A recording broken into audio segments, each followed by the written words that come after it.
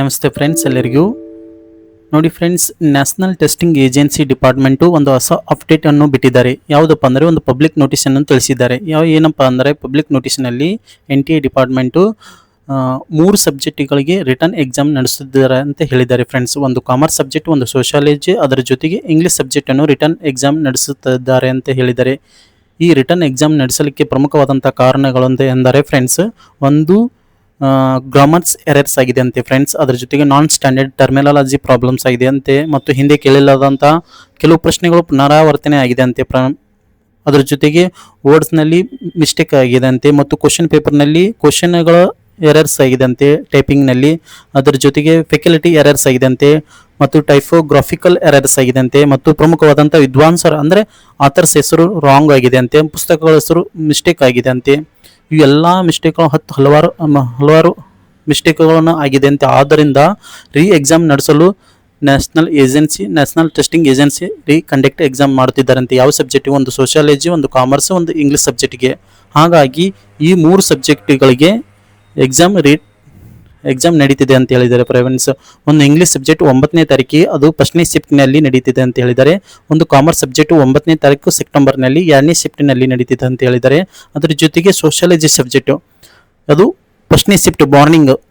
ಹಾಗಾಗಿ 2 ಸಬ್ಜೆಕ್ಟು ಒಂದು ದಿನ ಆದರೆ ಒಂದು ಸೋಷಿಯಾಲಜಿ ನೆಕ್ಸ್ಟ್ ದಿನ ಆಗಿರ್ತದೆ ಫ್ರೆಂಡ್ಸ್, ಅದು 10ನೇ ತಾರೀಕಿಗೆ ಆಗಿರ್ತದೆ. ಉಳಿಕೆದು ಇವೆರಡು ಇಂಗ್ಲೀಷ್ ಮತ್ತು ಕಾಮರ್ಸ್ ಸಬ್ಜೆಕ್ಟು 9ನೇ ತಾರೀಕು ಫಸ್ಟ್ ಮತ್ತು ಸೆಕೆಂಡ್ ಶಿಫ್ಟ್ನಲ್ಲಿ ನಡೆಸುತ್ತಿದ್ದಾರೆ ಅಂತ ಹೇಳಿದ್ದಾರೆ ಫ್ರೆಂಡ್ಸ್.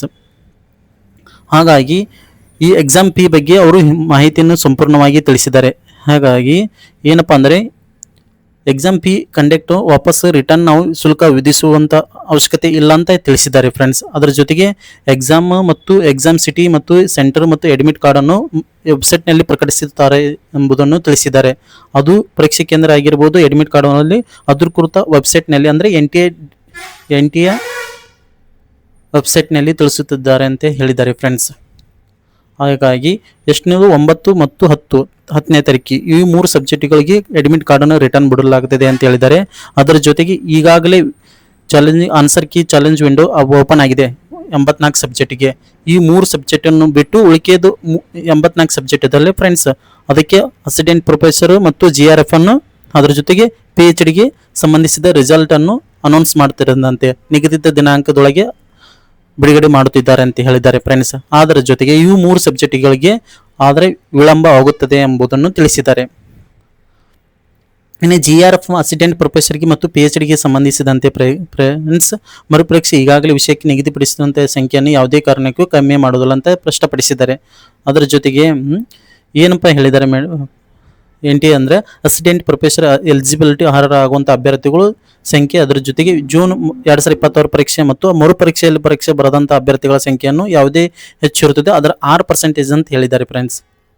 GRF ಅನ್ನು ಪಡೆದುಕೊಳ್ಳಬೇಕಾದರೆ ಮತ್ತು PhDಗೆ ಸಂಬಂಧಿಸಿದಂತೆ ಹೇಳಿದ್ದಾರೆ ಫ್ರೆಂಡ್ಸ್. 6% ಅಂತ ಹೇಳಿದ್ದಾರೆ, ಸಂಪೂರ್ಣವಾಗಿ ತಿಳಿಸಿದ್ದಾರೆ ಫ್ರೆಂಡ್ಸ್ ಪಬ್ಲಿಕ್ ನೋಟಿಸ್ನಲ್ಲಿ.